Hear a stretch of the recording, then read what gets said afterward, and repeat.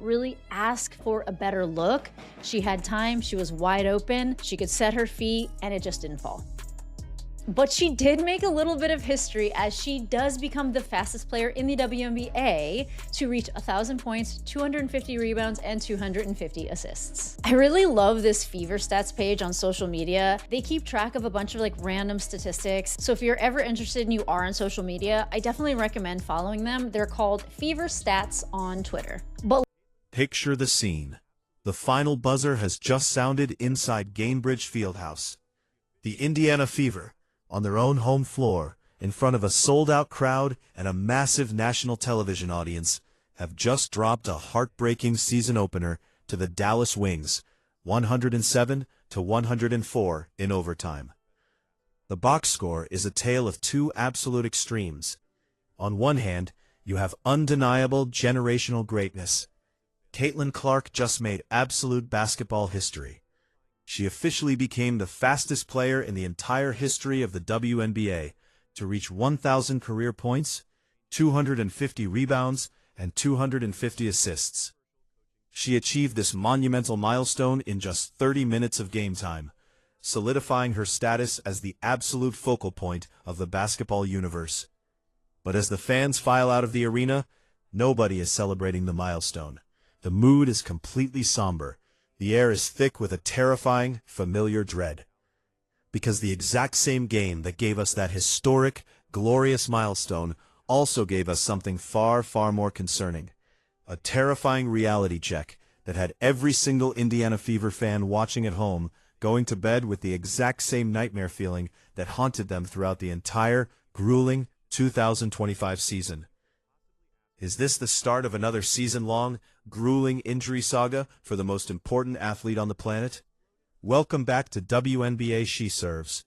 You already know exactly why you clicked on this video. If you are sick and tired of the mainstream sports media networks covering up the medical realities and the locker room drama with corporate public relations fluff, you have found your absolute sanctuary. We do not do corporate spin. We do not protect the billionaires sitting in the executive suites. We give you the raw, unfiltered, high-octane truth about the business, the blood sport, and the physical toll of professional basketball. Grab a seat, lock in, and turn your volume all the way up to the absolute maximum level. Because today we are surgically dissecting the absolute most complex, highly debated, and explosive situation in women's professional basketball. We are going to tear apart the box score from this humiliating opening night loss.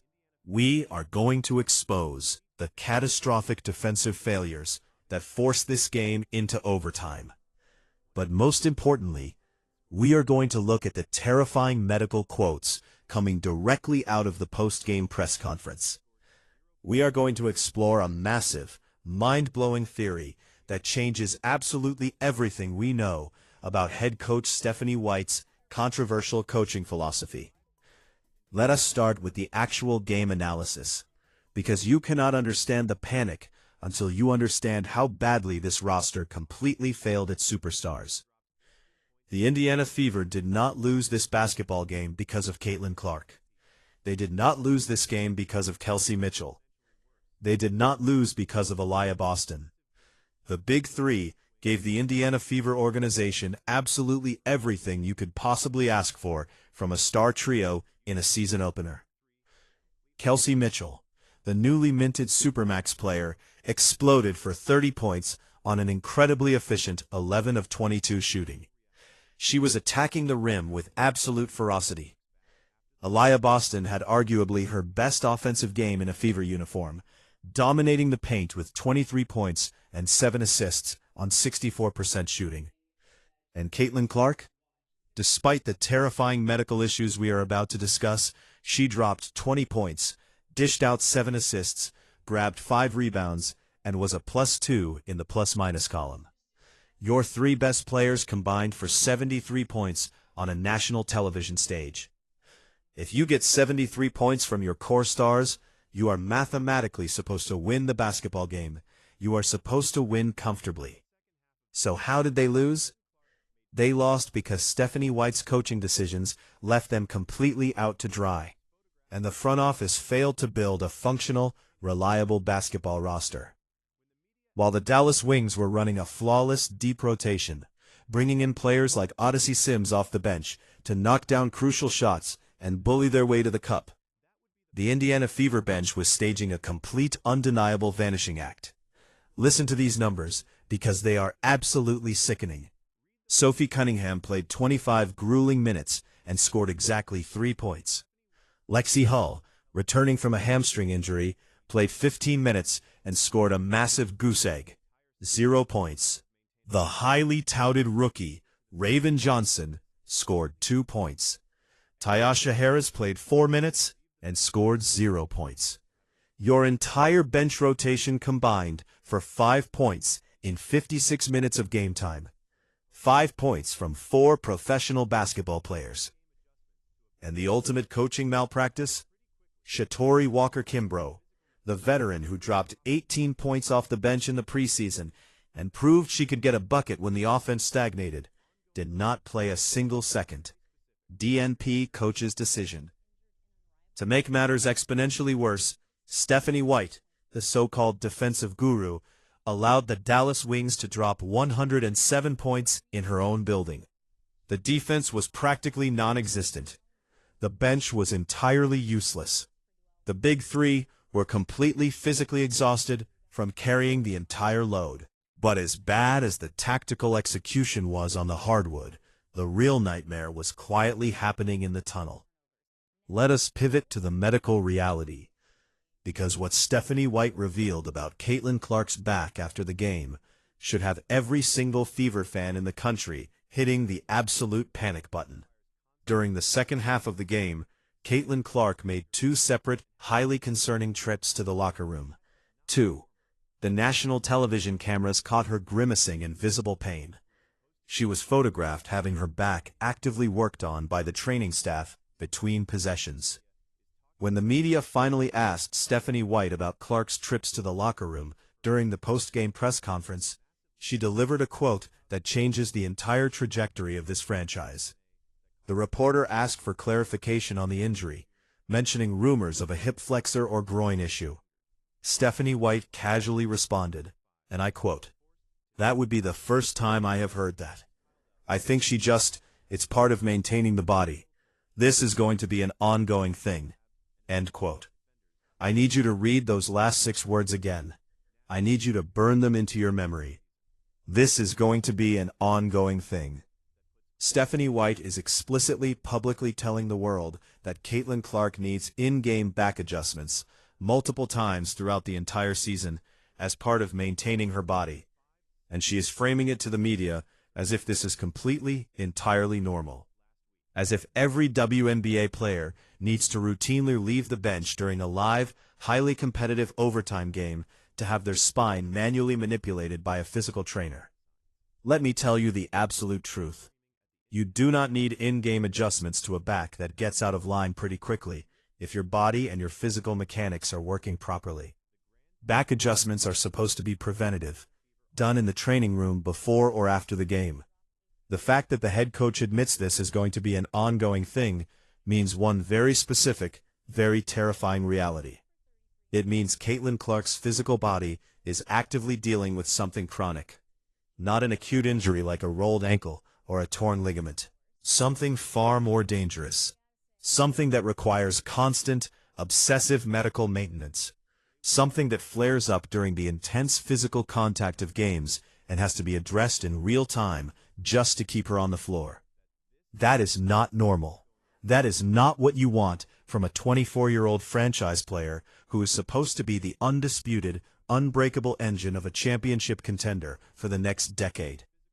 Nobody in the mainstream media is talking about how this connects to the larger historical pattern of the Indiana Fever's horrific roster construction.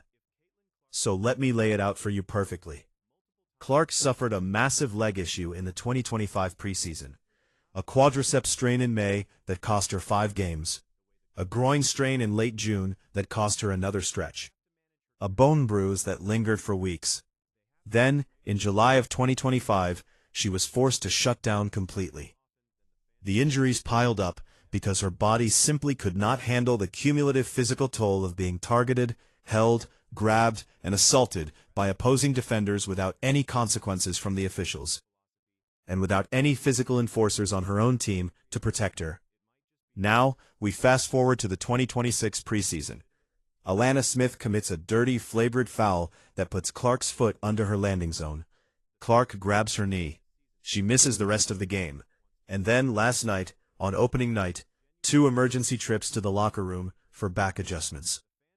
That is 5 separate, highly documented physical concerns in 14 months.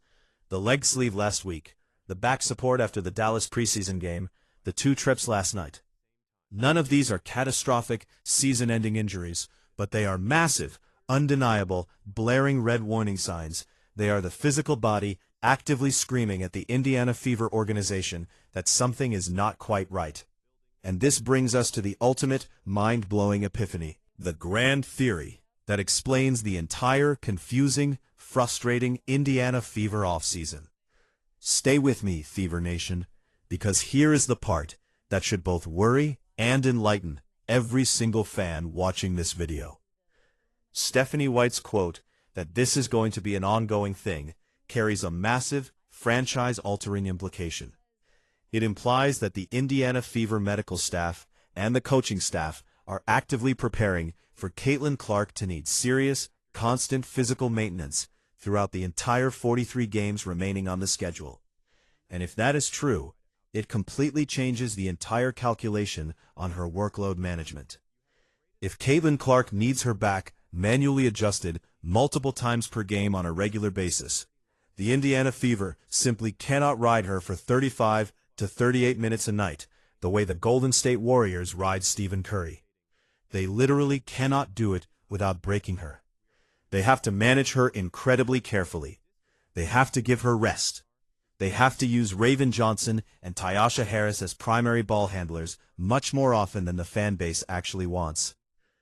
And every single time Stephanie White does that, every single time she takes the basketball out of Caitlin Clark's hands to preserve her physical health, the casual fans and even the educated fans are going to aggressively interpret it as the terrible, archaic, off-the-ball coaching philosophy that we have all been fiercely criticizing, when in reality, it might just be the medical staff forcing the head coach to accommodate the legitimate, terrifying physical needs of their battered franchise player. That is the ultimate, impossible conflict the Fever are entering this season with. Stephanie White wants to manage Clark's workload because she is genuinely terrified of Clark's body completely breaking down by August.